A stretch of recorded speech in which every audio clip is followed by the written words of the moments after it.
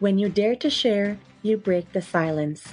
When you dare to share, you speak your truth. When you dare to share, you use the full strength of your voice. When you dare to share, it brings opportunity to own your story. So tell it, be heard, and at the same time, your sharing is someone else's learning, inspiration, motivation, empowerment, and hope. There's always an element to each of our stories that remains a secret. For some, we feel it's a dirty little secret. Dare to share your untold story exposes these secrets in a welcoming and positive way. I encourage each of you out there to dare yourself to share what is yours to tell. When we dare, it is the courage to do something really important. Let this be a vow to each and every single one of us that we take risk, we brave, confront, and face what is, while inspiring and empowering all communities. So let's break that silence and tap into mental beauty. This is Salima Jadabji, your podcast host, a practicing social worker, and your mental wellness connoisseur. Welcome to the Dare to Share Your Untold Story podcast, episode number 52. Despite the traumatic complexities, he grabbed hold of the vision that was inside of him. To all my fellow listeners, before we get started, I'm just dropping in a note to give you a heads up that this podcast might be emotionally triggering for you. We do invite guests onto the show who share openly about extremely difficult life moments with exposure and impact of what the struggles have been like. The intensity of each episode could have a variable impact on your emotional and mental well-being based on your own personal story. If at any point the topic becomes uncomfortable or upsetting to you in any way, please do not pressure yourself to listen. Instead, be kind to yourself, do some self-care, and perhaps give another episode a try. Today, I have the pleasure of introducing our courageous and daring guest, Justin Volpe. Justin is an international consultant, advocate, and peer specialist based out of Miami, Florida. He has presented and trained mental health facilities and other organizations on trauma-informed practices and used his life experiences to discuss workforce issues and connecting community providers to better serve individuals in need. Previously, before his role with National Association of State Mental Health Program Directors, Justin worked as a jail diversion peer liaison for the 11th Judicial Criminal Mental Health Project for 14 years. He has worked as a certified recovery peer specialist in Florida since 2008 and has local and national experience. Justin has extensive work experience in the community and has supervised and coordinated thousands of engagements with participants with serious mental health and co-occurring issues in the criminal justice system. He has assisted in training over 2,500 Miami-Dade law enforcement officers in crisis intervention team training. His passion for the work is based on bringing systems together locally and nationally while reducing stigma and advocating for the persons served. He is recently the recipient of the 2021 Fred Fraze Award from CIT International and has many other awards and achievements, including multiple articles and film, Definition of Insanity, with his experience with the jail diversion program and the upcoming Ken Burns documentary, Hiding in Plain Sight, set to air June 27th and the 28th this year in 2022 on PBS. Hey, Justin, welcome to the Dare to Share Your Untold Story podcast. Hey, Salima. Thanks for having me. I really appreciate it. Oh, that's awesome. It's really great to have you. I'm thrilled that you are on the show today, and I'm really grateful, undoubtedly, for your willingness to be here to tell your story. For me, it always feels encouraging when I get to meet guests who I can draw from their strength and their inspiration because it helps us inspire others. You know, it's really important that we take a stance together to help break barriers of mental stigma. Absolutely. I agree 100%. That's why I'm glad to be on the show, and I'm glad you're doing what you're doing, sharing these podcasts and sharing people's untold stories. It's really amazing. Thank you. Well, yeah, that's exactly what's going on here. So this podcast, it's really all about bringing forward untold stories that people go through, whether or not it's directly about a mental health struggle. Because one thing we know is that no matter the story, there is impact on one's own mental health in some way, which tends to remain tucked away. So the mission of this platform serves in a way to break the barriers of mental stigma that have been conditioned in our society. And so now is the time to unlearn what we've learned. And together, my hopeful mission is for you and I to be able to take that stance to encourage people to share and tell what people typically have reservations for expressing. And so I'm bringing forward a trend, or continuing to bring forward a trend. It's called the mental beauty rethink. Justin, what's the first thing that comes to mind when you hear these words, the mental beauty rethink? The mental beauty rethink. Wow. I mean, I just think of it as it says, to rethink what we consider mental beauty and what we consider acceptable in our society and what is true beauty and our truth. And I believe our truth and compassion and love is beautiful. Like you're bringing to awareness in this podcast, it should be more open and acceptable to share some of these things that we keep close to us. Mm-hmm. I also feel like it adds an element of openness and curiosity and acceptance. I think the other element that I've shared before is this whole idea to neutralize and normalize health, both mental health and physical health, that they're both equal and both equally important, and both contribute to a person's whole overall wellness, but with a new reframe. I like it. Mm-hmm. Awesome. I'm glad to be able to pick your brain and hear your thoughts firsthand. That's awesome. Because mental health and physical health, they're very connected, right? They are. They're not meant to be treated in silos. One piggybacks off the other and vice versa. So it is really important to be able to find a way where we're not necessarily talking about one thing being good or one thing being bad or one thing being better or one thing being worse, but just a way to equalize and neutralize it. It's easy to have conversations with people about physical health. It's easy to spark conversations, but sometimes I find that the moment you're introducing anything related to mental health, the temperature of the room changes, mood changes, and people respond differently. There's an awkward silence sometimes, or a funny stare, or no more eye contact from people. So I notice those things. And so taking all those things into consideration, like, yes, we've come a long way with addressing mental health and bringing it to the forefront in the limelight to make change. But I think we have a lot more to go. So I thought by having the mental beauty rethink be part of a process that people could sort of embrace, I thought would help us get us there a little quicker. I love it. That's awesome. Thank you. All right. You ready to get started for my question asking party? I'm ready if you are. Okay. Well, let's give it a go and see what happens. So, Justin, give us the newspaper headline of how you would title your untold story. How would it read? I think if it was a headline, front page, and it was on even what you just said, mental beauty rethink, then I would think this title would encompass a lot.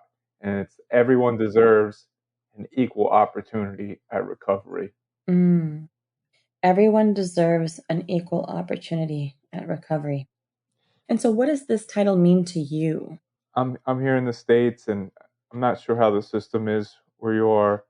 I want it to be as easy to get help for an open and no stigma for a mental health or substance abuse issue as it is to walk into a corner store and be able to purchase alcohol or tobacco. We have our things focused on the wrong thing. It should be just so easy and accessible that everyone should be able to get help as soon as it comes up. And this would help our society so much more, and people would have to suffer so much less to have these things in place. Absolutely. Removing the stigma, being able to get the help, being able to reintegrate back into society, the acceptance, it's all part of the process. Absolutely. Yeah. So I'm really curious, and I can't wait for you to unpack your untold story with me. Can you share with me, how did it all begin for you? Sure. I'd love to, and I really appreciate you giving me the space to do that. Well, I grew up in a small town in New Jersey. I live in Miami, Florida now. I've been in Miami the past 20 years. In this town in New Jersey, my grandfather started a religious cult outside of the Jehovah's Witnesses, which he was a part of in the 40s and 50s. His wife, my grandmother, was an immigrant from Cyprus. When she Okay. met him, she thought the streets of the United States were literally paved with gold, and she met a struggling businessman. They had 2 children, my father and my uncle. My uncle Hmm. was also diagnosed with schizophrenia. My grandmother was in and out of institutions. My father said that some days she would come home from the electroshock therapy and not able to be even able to keep her hands still for hours. So this trauma that was set down was brought on to me generationally. And when we talk Hmm. about generational healing, trauma can also be passed down through generations as Sure. well. Oh yeah. Oh yeah, for sure. So he started a religious cult, and then he started a school. My uncle and my grandfather had nothing more than third or fourth grade educations. It was a very secretive cult. He preached about the end of the world, the apocalypse. My brother and I were born in it, and ever since an early age, I was told that the world was going to end and we had to start preparing for Armageddon. And this is a burden that was put on me at 3, 4 years old, when as a child, all you want is connection and to be with friends and to play and to have fun. Mhm. But this downtrodden summary of what life was going to be, that was what was given to me. And were you around other children? Like, did you have other peers or even being in the cult? Like, was there anyone else that you could interact with, or was it just your family? There was other members, and there was actually a plot of land that I don't know how many acres. There was Mhm. multiple homes and families and a school. They had their own little secluded society going on, and there Mhm. was other families and other kids, but we weren't allowed to interact with anybody outside of the cult. We were told that anybody outside was evil and was basically not going to survive the apocalypse, and that only the people Mhm. that truly believed inside of here and followed what the prophet said, we would be Mhm. spared. Wow. What was it like for you to be in that state as a young child, growing up, being told like you absolutely cannot, otherwise this will happen to you? How did that sit with you? What were some of the things that you experienced that can you recall? Yeah, the faith and the belief I have today is much different than what was pushed on me as a child, and the sense of God or a higher power was more of a vengeance and a fire and brimstone and watching your move for sin. And I think there's a lot of guilt and a lot of religion that encompasses that. I remember a lot of anxiety, a lot of uneasiness, a lot of tension. Now, don't get me wrong, I had food on the table, I had a home. Mhm. I didn't Mhm. experience a lot of traumas that many people do in this world. Food insecurity, houselessness. Right, so you weren't neglected, like, you had clothes, you had food, you were taken care of, but in this belief system. Right, right. It made me very on edge from a young kid and very hyper vigilant. I think those are 2 good words to use, and that I was always cautious and mindful because of so much tension. We left by the time I was 9 years old, and they put me in public Mhm. school. My parents were Okay. separated, and there was fights about back and forth, and we left the cult. But this tension and this belief kind of still stood with us. Mm. I became like a peacemaker in my home, and I think that that served me well to my job today. Is that I would always try to calm people down and de-escalate and keep people on the same page. And that's something that I don't know what age it started, but is a trait that still stays with me today. Mhm. Okay, and so your parents made a choice to leave the society. What else changed for you? I mean, of course, it's hard to sort of completely leave behind the belief system in its entirety, but what started to happen for it to fade, or what else were you introduced to, or what else changed in your life? I mean, going to public school, I went from a really like controlled society to kids smoking on the bus and cursing and like Mhm. the rest of regular public school, you know. And Mhm. I got decent grades. I made a few friends. I played outside. Like I said, it wasn't all bad. You know, I can look back on it and tell you the story, but when you're a kid, you kind of can't wrap it all together. What's happening, you know, Mhm. or what the belief system is, and how it was so different than other people's. I can tell you that as much as I integrated, that there was some things we didn't do. We did not celebrate holidays because they believed they were commercialized holidays. So there was always difficult times a year, and there was always tension. But Mhm. I think, you know, I did fine. People are resilient, and people have lived through much worse. Not to undermine, you know, people's traumas, because everybody's affected a different way, and that's perfectly fine. Mhm. You know, I work with the police now, and I tell them that two kids from the same family of abuse, can become mentally ill or addicted to substances, and the other could become a judge. You never know how people's chemistry are, how people relate to things, and that's fine. But my first friend that I met outside of the cult, it was like one of my best friends. We had like a small clique of friends. My freshman year of high school, he died in a dirt bike accident. And when I went into high school, I was 12th in my class. I had really good Mhm. grades. And then I just slipped Mhm. off after that. I started turning to drugs and alcohol at 14 years old. I had drank on Mhm. and off a couple times here and there, but started smoking marijuana, taking Mhm. pills.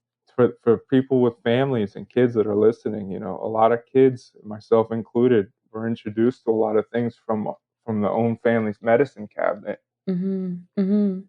That addiction escalated, Mhm. and it made me not focus on school so much, and it became an escape for the pain that I was feeling. And around the time that my best friend died, my grandfather died, and it made the front headline of the newspaper. And that Mm. was the kind of thing I had my back turned to, was this association with this part of my family, and this talk of God. And I didn't have a very Mhm. spiritual life. The only spirituality I thought I could reach was through the use of substances, and they escalated to cocaine and ecstasy, mushrooms, Mhm. LSD. Probably should have been hospitalized a few nights. I was talked to a counselor or given medication Mhm. at 15, 16 years old. It wasn't until they put an undercover cop in our high school that, you know, things leveled off. And so he arrested 7 of my friends, and I skated out, and I stayed clean until I graduated. And staying clean to me was just drinking on the weekends with my friends and not using illegal substances. I played basketball, I ran track and field. As I graduated, my mother left my father after 25 years. I had a brother that was in Miami, Florida. He came up to visit me on my 19th birthday. I moved out my father's house too when I was 18, living with a Mhm. bunch of friends, just partying and using. My brother was up with us, and he woke up the next morning and we were still up using drugs. When we woke up later, he said, "Man, I really don't like these people you're hanging out with here in Jersey. This is why I left." He goes, "You need to come with me to Miami and get clean." Mhm. Well, that's a joke, because Miami is a party city. You don't come here to get clean, let me tell you. So when you left the cult and you went to public school, you were still in New Jersey. So in high school and all of that, you were still Hmm. in New Jersey. So you hadn't made your way to Miami just yet. That's right. I was 19 years old when I left New Okay. Jersey in the wintertime, Mhm. which I know you would appreciate. It will help make your decision because it's so cold, you know? Certainly, we do get our fair share of cold weather. Absolutely. Right. You know, I thought I had found paradise. What I found was an environment that I could be completely unmanageable in. Hmm. From 2003 to 2007, I must have moved about 10 different times. I must have had about 2 dozen different jobs. And it was always getting fired or using and having issues. Started out fun. Everything starts out fun until you have to do something with an addiction, and then it's not fun. The mental ease of not dealing with things and not Mhm. processing them. You know, I probably still had the mentality of a child, 13, 14 years old, when I started using, even though I was in my 20s now. Right. And so Are you saying that when you went to Miami, sort of the using continued? It escalated. I'm curious about how else you were affected having gone through this whole process of leaving the cult, leaving New Jersey, getting into living in Miami and going through that period of living at 10, 9 or 10 different places and keeping a job and getting a new job or not being able to keep a job. So at what point did you notice something changing? Well, I don't know if you've ever met somebody that always had a crazy story to tell you or always had a wild time, and the stories started to get worse and worse. And I don't want to call it my luck because I was a participant in what was happening. But situationally, things started to get worse and worse. And I would have to work 2 or 3 jobs to pay my bills, to be able to use the substances I wanted to use. I worked as a security guard at one job, and I watched a woman commit suicide, and who was very intoxicated and jumped off the ninth floor of the building and died. Oh my goodness. It was tragic. And you saw that yourself? hmm I had to call the Wow. paramedics and Wow. let the police up in her apartment, and there was nothing they could do, unfortunately.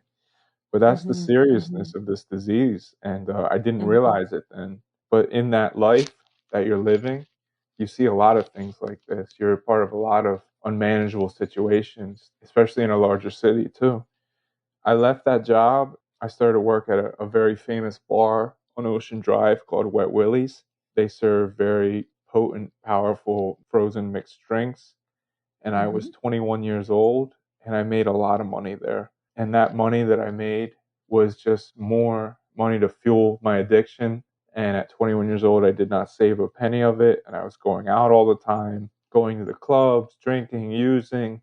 Eventually, I got fired. And when I got fired, I was in my apartment, and you had said when you had noticed the change. And I sat there for 2 weeks without a job. I couldn't stop smoking marijuana to deal with the anxiety. And I thought to myself, I'm going to get another job for $7 or $8 an hour. I had dropped out of the community college the year before. I Mhm. said, I don't know what I'm going to do. I said, I can't do this the rest of my life. And I had people come over my house and say, hey, you got to get a job. You got to do something. But I Mhm. look back at that as the first onset of my mental health issue of being stuck in an apartment and not knowing what my next move was. Right. Wow. I mean, that must have been like a big moment for you of just sitting there in those thoughts and in that reflection. Did you encounter anything with law enforcement officers? Did you ever get into any trouble where you had interactions with law enforcement, or were you able to stay away from that? Yeah, Okay. because I ended up incarcerated. And the story goes is that I found a job. I still was drinking and using like crazy. I was introduced to crystal meth in 2006, Mhm. and my life completely decompensated. It was the Mhm. full out exasperated symptoms of serious mental health issues, whether it was the chicken Mhm. or the egg, which came first because of my family disposition or because Mhm. of the drug use, opened it up, it was there. It's something I've Mhm. lived with possibly my whole life and I'm still in recovery from. But I became very skinny. Mhm. You know, Salima, I'm 6'1" and I weighed Mhm. 130, 140 pounds soaking wet. I would Wow. walk the streets of Miami Beach in rags, more or less, in the same clothes. I worked in a restaurant in the same clothes day and out from the restaurant, dirty, not taking care of my hygiene, stealing food and supplies Mhm. from the restaurant to feed myself, paranoid about cops, delusional, thinking people were after Mhm. me, people were trying to kill me. Mhm. I thought I was going to get arrested for something because I was purchasing drugs and I would have to walk back and I was just a wreck. I was a wreck. I was placed in a rehab. My family came down and had an intervention with me. They placed me in a rehab. I stopped using drugs as soon as I went in. It was outpatient. I kept my job. I kept my apartment. They would just say, Mhm. give it up, give it all up, and I wouldn't give up everything. When I was in the rehab, the symptoms came back. And that's how you can tell that somebody has a serious mental health issue or when no Mhm. drugs or alcohol are present and these symptoms come back. So I became to get paranoid again. I became to get delusional. I was walking from my alley in my apartment to go buy a pack of cigarettes, and a taxi pinned me in the alley, and two undercover cops came out and they started to accuse me of purchasing drugs at a location. And they said, I saw you buying crack cocaine on 6th and Meridian. And I was about 3 blocks from there, and I was in the rehab, so I was clean. And I said, no, I didn't do that. And I was shaking like a leaf. Right. It was wintertime. I was dressed in shorts. I was cool, and I was skinny. Mm-hmm. Mm-hmm. He like writes up a summons or something. And I don't know what's happened, but they're outside of my apartment. So I go into my apartment. I'm a wreck. I think they're going to Mm-hmm. come busting down my door and arrest me. I grew up watching the cops show here in the States in the 80s, and that's what they did. Police, Mm-hmm. boom, and they pound down the door. Mm-hmm. Mm-hmm. I said, if they're going to arrest me for something I didn't do, I'm going to get a knife and I'm going to cut myself and I'm going to say that they cut me. So I sharpened the knife while they were still outside, and I held it by my face by the door, and I rocked back and forth because in my mind, in my paranoid state, that as soon as they broke Mm-hmm. down that door, I was going to cut myself. Does that Mm-hmm. make sense? I mean, it doesn't make sense to the outside world, like Yeah. if they don't have the full context, but I get where you were coming from. So it made sense to me from what you're sharing right now in hindsight, telling that part of the story. Yeah, Mm-hmm. so they never came. If those cops would have had a de-escalation training, now in their Mm-hmm. defense, they saw me probably walking around at 2 in the morning, maybe talking to Mm-hmm. myself, moving my arms erratically, and they just said, "This guy's got to be on." Right. So, I mean, some of the ways you presented was suspicious, but that's not helpful to make those judgments because it could be for other reasons, which is exactly what you were going through. Or I could have hurt myself, right? I Sure. could I could have went through with it. And then to follow up with a good interaction is when I was also in the rehab, I couldn't sleep and I'd be up day in and day out. And I grew up playing basketball in New Jersey. I played basketball all these years here in Miami. I was playing basketball at 5 or 6 in the morning, and one of the cops I used to work with outside the bar, he came in, he started playing basketball with me. And he just really, reached out to me and he said, "What are you doing with your life?" He goes, "You look like a skeleton." He said, "You look like you're about to die." We Mm, played basketball and we talked, and I didn't get the message then, but he had planted a seed mhm, in me. And it's something that happened so long ago that I still remember mhm, to this day. mhm, mhm, You don't know the impact you're going to have on somebody's life mhm. from small words of kindness, a small effort. You may Right. not heal them, you may not cure them, but you did your part. Mhm, And that's what community healing looks like to me. mhm, Unfortunately, I got hospitalized after that. As I told you, I was in the rehab. I got symptomatic. I was given medication for the first time in my life. And I was in the hospital for 3 weeks. And I didn't know why they weren't letting me go. But I know that before I left, they told me, "You have a mental illness. You can never use drugs again. And you have to take medication for the rest of your life." And I was 22 years old. And I said, "What? Are you crazy?" mhm, mhm, I took the medication. I still hadn't used drugs because I was in the rehab. And honestly, I felt okay. I got my job back. Life was just boring. mhm, On my 23rd birthday, which is I was clean for like 4 or 5 months, I figured could get high again and stop taking the medication. And that's a common sign that happens when people feel better. What happens when you're given a week supply of antibiotics and you feel better after 3 or 4 days? You stop taking them and you could get sick again. So that's right. what happened to me. I stopped taking my medication. I started to use marijuana, and it led to me to be in a state of psychosis again, led me to harder drugs, and eventually in 2007, I was incarcerated in Miami-Dade Mhm. County Jail. And so what happened? Well, I don't like to talk about the arrest so much. Okay. Okay. I could tell you that I told the people, the cops, the people at the jail that I had needed to take medication and I wanted to go to the hospital. Instead, they put me on what was known as the forgotten floor, which is now a closed floor of the Miami-Dade County Jail, the psychiatric ward. People Mhm, have died up there, and it was used to be terrible abuse. And there was a class action lawsuit from the Department of mhm, Justice to close it down. I got up there. I had a hard time believing I was still in this country. People were screaming around the clock. People were getting Mhm. beat down by correction officer. There was fights all Mhm. the time. There Mhm. was people having sex in the shower. It was a very, very unstable environment. I was with a cellmate that was in there Mhm. for attempted murder, and that was Mhm. nowhere near the length of my charge. And he had Mhm. stabbed his wife with a pair of scissors. Wow. Yeah, so they're handing me fistfuls of medications. I'm signing Mhm. consents. Medications can only do so much. It's your environment that gets people better. And Right. right, people that are experiencing severe psychosis and mental illness do not need to be in custody if they're not violent offenders. Right. So, you know, I stopped sleeping. I stopped taking care of myself. I didn't shower. I was a shell of the person I am today. At Mhm. 23 years old, I had completely fallen off. Right. How long were you incarcerated for? Only 6 weeks. Only 6 weeks. And, Well, you can't say only. That must have felt like a lifetime, though, it did then. right? It did then. I was counting the Mhm. days, completely delusional. Maybe I watched Mhm. too many crime shows when I was a kid. I thought somebody might Mhm. sneak me out in a laundry cart or something, but Right. that never happened.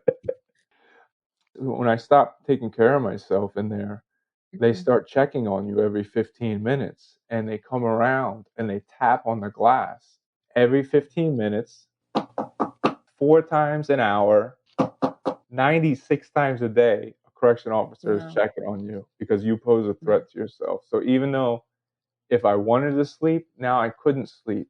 And it was Mhm. like I was being tortured. And they used to put the worst correctional officers up there that were problematic to deal with Mm. the crazies. Mhm. You're doing bad, so go deal with the mental health patients, not somebody that was Right. well trained. Mm. Nobody really liked being woken up around the clock.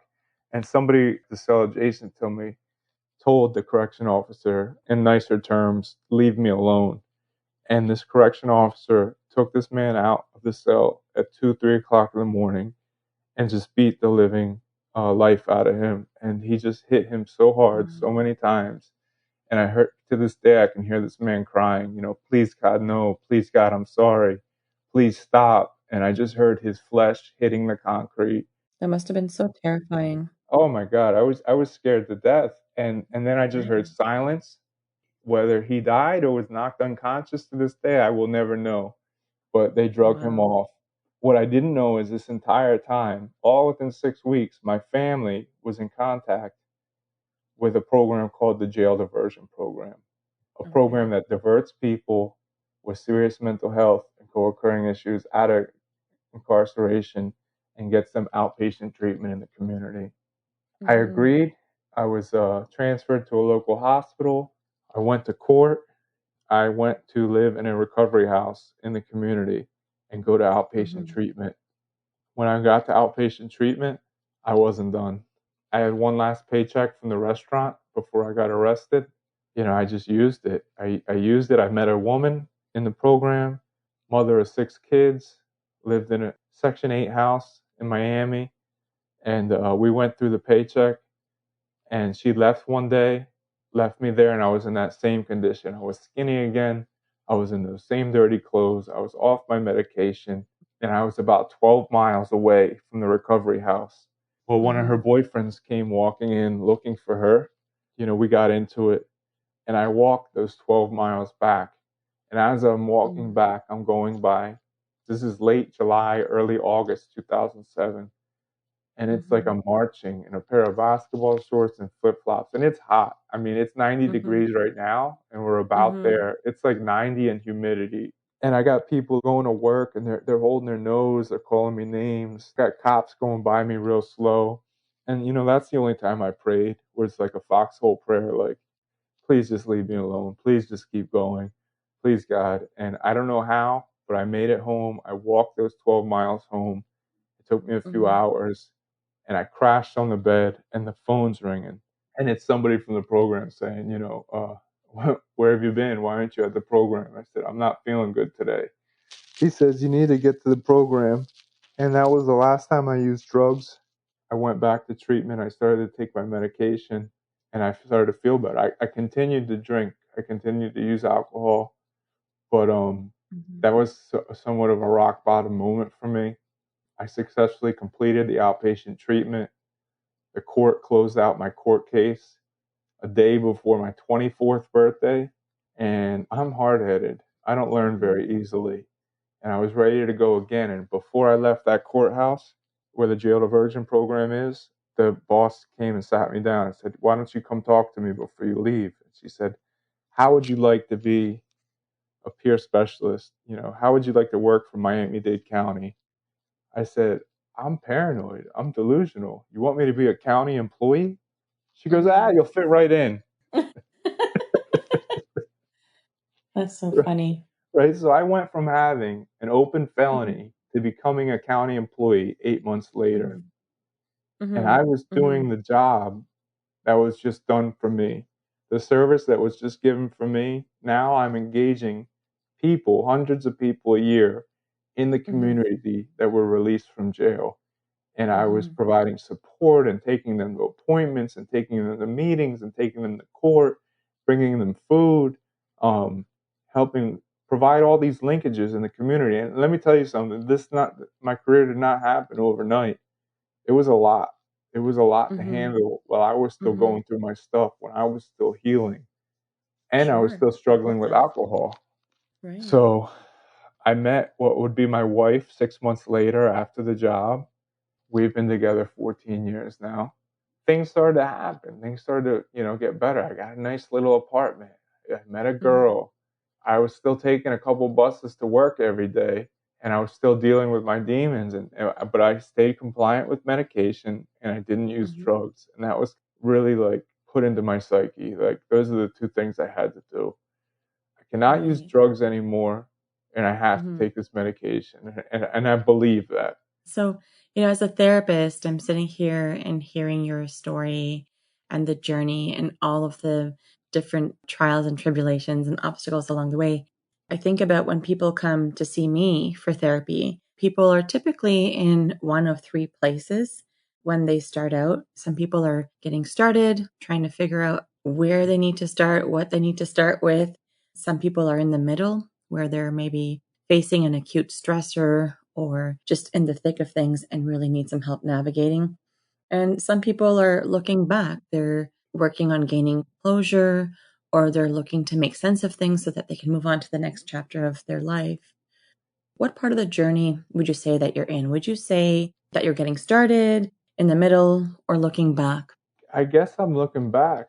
In the sense of looking back, it's something I still deal with every day, and I have Hmm. to Yeah. manage. It's just like managing Hmm. diabetes or something else, Hmm. another kind of Hmm. medical issue. You're talking about mental and Hmm. physical health being the same. And I have a very successful career that was based Hmm. on service to the community and healing. I dealt with the Hmm. trauma. I went to a trauma resolution center. I got Hmm. specialized therapy. I still see a therapist today. I've been in therapy Hmm. for 14 years, and that Hmm. helps me reflect and look back on these things and then deal with what comes up and what's triggered Yeah. because of my past. It's been quite a journey, and it's because of people like you, because of therapists. It's great you mentioned that, because there was a therapist when I was in outpatient treatment that, even though I knew about meditation, she would make us meditate and she would make us chant. Hmm. It would help so much with the anxiety, with the addictive behaviors. Hmm. And I'm curious if you can share a little bit, if you're comfortable.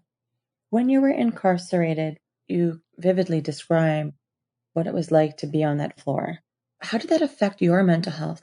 What emotions or thoughts were running through your mind? What was happening for you in those moments, those 6 weeks? Yeah, well, it changed. Every day wasn't the same. I can't give you a complete play by play because it's been so long. But what I can tell Hmm. you is that I was in a state of fight, flight, or freeze. There was a lot of fighting, in the sense that I was on guard all the time. I was, like I told you, as a child, hyper vigilant. So your nervous system was all over the place where you were just having a lot of different reactions. Oh, yeah, and completely delusional as well. I mean, Hmm. even though I was on medication, because the environment was so bad, I was so triggered. and raw, just raw, Mhm. toxic Mhm. energy. There was no time. You know, when you're anxious or you're inflamed all the time, you think of inflammation, when your body doesn't Mhm. get the rest. You know, I was completely unrested and had no time to take a breath and to feel safe for 6 weeks. Mhm. Mhm. And what was it like to, like, hear the abuse that you were hearing people enduring but not see? What did that feel like for you? You know, it's really crazy you asked that because there was a lot of times that I was so delusional that I started to think Mhm. to myself, is this really happening? I Mm. started to question my sanity because Yeah. I had been battling that line for some time, and to hear it, you kind of wanted it to be a delusion. You kind of wanted it to Yeah. be not happening. Well, yeah, you don't wanna accept the reality that this is what could actually be happening. No, no. We see this nationally that a lot of people are arrested for misdemeanors and can die in incarceration over stealing a bag of chips or a backpack or something, you know, so Mhm. minor that you end up getting a death sentence. Not necessarily from a correction officer either, but just the Mhm. whole disruption and trauma of jail is not the place for people to get help. Can you imagine if we were locking people up in the millions with cancer in this country? Right. You know? Exactly. Exactly. No, your point is well taken. Mhm. So tell me, Justin, what's your key message to the listeners of our show? What do you want them to know? People with serious mental health issues and co-occurring are all up in our regular society. There's people that will not share their story, that you have no idea what they've been through, and to treat everybody equally and to expect they have trauma. We all have some sort of trauma, right? But Mhm. when we think about a trauma informed care approach, we think about putting on gloves. What do the paramedics do before they respond Mhm. to somebody for their own safety? They put on gloves because Mhm. they just assume there might be something that they can catch. And we have to assume that people have experienced things Mhm. that we may not know when we meet them eye to eye. And to treat Mhm. people with utmost respect and dignity and to have compassion and forgiveness and understanding when we meet people because we've all been through different things and we all handle them Mhm. differently. Yeah, and I hear a lot of hopefulness in your messages, right? Like, and I think it's so important to draw from what you said, just really treating people equally. Like, you don't know what the other person is going through. And if you take time to learn how to approach a situation or how to approach a sensitive matter, it can make a difference in how it's received on the other end for that person who's going through something. Right. And have a better outcome for both of you. And that goes to Mhm. everything. That goes from, Mhm. doing de escalation work with the police to, cutting somebody off in traffic and understanding they might be having a bad day. Yeah, that day, or maybe they heard some really terrifying news and they're trying to get to their family member or something, right? Like, you just never know what a person could be going through. You're absolutely right. So we just have to assume that and not take things so personal. One of my Mm. favorite acronyms is a Q-tip. Do you know what a Q-tip is? Yes? Yes. Well, there's an acronym for a Q-tip, and it's quit taking it personal. I like that. Yeah. So say take a Q-tip. You could tell somebody that. But I'm yeah. gonna start saying that to people, see what happens when I say it to my family. Oh, Right. goodness. See how the I reaction is. I do want to share that I live a great life today. And despite Mhm. everything I've been through, I've done a Mm. lot of work in the Miami-Dade community. I've Mhm. traveled nationally in the States and consulted on Zoom with other territories in the Pacific. I'm now an employee for this organization that provides support for communities in the States receiving mental health dollars and using that experience, the experience I went through, the experiences that I served the community. That means that there is a voice. You have a voice. If you have gone through something traumatic, if you have had a mental health, a co occurring issue, if you have something, you have no idea what an impact you can have on this world, and your voice matters. Your voice Mhm. matters. You may not think it Yeah, does, but it does. absolutely. Absolutely. So, Justin, I'm curious about what was that game-changing inspiration for you that would be close to you that could reflect your untold story? Like, is there a quote that comes to mind, or a mantra, or a person, a book, an event, anything particular that was really like eye-opening or like helped you pivot? I like this one quote by Napoleon Hill from the book 1937, Think and Grow Rich. And it's whatever the mind can conceive and believe, it can achieve. Mm, If you think things are bad all the time and fill your mind with negativity, and mm, it can be a mm-hmm. bad place, and it can be. I think Yeah, we've all been there. We all yeah, have for moments. I might have one sure. later today, you know? Yeah. You never know. You never Right. know. But when you focus your mindset and do healthy exercises for your mind, and feed it good food and take care of your body and try to live healthy and clean, and your thoughts Mm, clean and healthy, it makes a big difference. And I mm-hmm. believe that if you set a goal and you can achieve it and you can achieve greatness. And I say that quote because one of the things, out of the religious background that I was born in, is there was a hope of living a better life and living a better world. And Mm-hmm. quote somebody else, I believe it was Gandhi. It said, be the change you want to see in the world. And that's all I Mm-hmm. can do. Mm-hmm. That's all I can Yeah. control. I can't control everything. I can't Mm-hmm. control everybody in this world. It starts with one, right? It starts with you. It starts with yourself. So if you start somewhere, you can lead by example. Hmm. Absolutely. And you can live a good life, and you deserve to live a good life. And that's another thing, because they've made mistakes or had issues, that they shouldn't have a good life. But, Mm-hmm. everybody Mm-hmm. deserves a good life. Everybody deserves a chance at recovery. Right. Absolutely. So, Justin, what would be the cause or organization that you want to give a shout out to that's been really impactful for you? I guess it's going to have to be the jail diversion program, because, they helped save my life. They gave me a career. Mm-hmm. I mean, absolutely. It sounds like it was really pivotal for you and it really helped to get you to where you are now. So, absolutely. Shout out to the jail diversion program in Miami. Absolutely. That's right. So, if people want to connect with you, where are you available?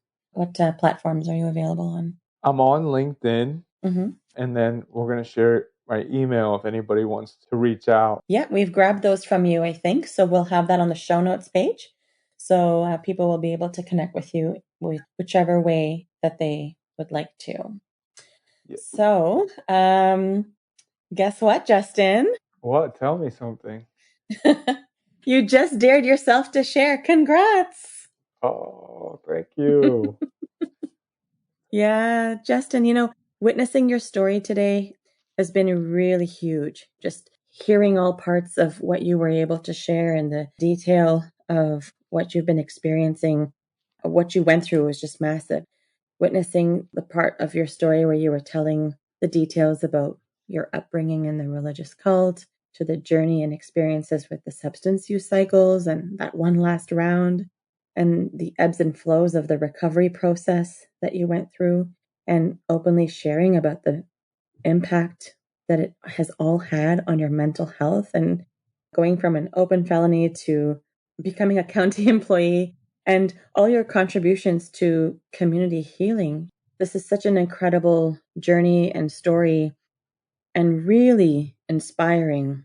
I am sure that it's going to be so very much appreciated by the listeners of the show. So thank you for that deep conversation and for all the daring and sharing that you've done today. I really appreciate you giving me the opportunity to share, Salima, and having me on the show. It's been really great. So thank you so much, and keep doing your thing. Keep daring people to Thank share. you. Thank you. That's it. That's it. So, once again, Justin, thank you for being part of Dare to Share Your Untold Story and helping to be a voice in breaking down the barriers of mental stigma. To all of our listeners, if you like what you've been hearing on this podcast and you want to be part of breaking down barriers of mental stigma, I invite you to go wherever you are listening to the episode and hit subscribe. Leave us a comment or a review of the episode and maybe how you relate to it. To learn more about what we offer, visit www.daretoheal.co. And if you are feeling ready and brave to share, Please submit your story by visiting www.daretoshare.co. Thanks for joining in.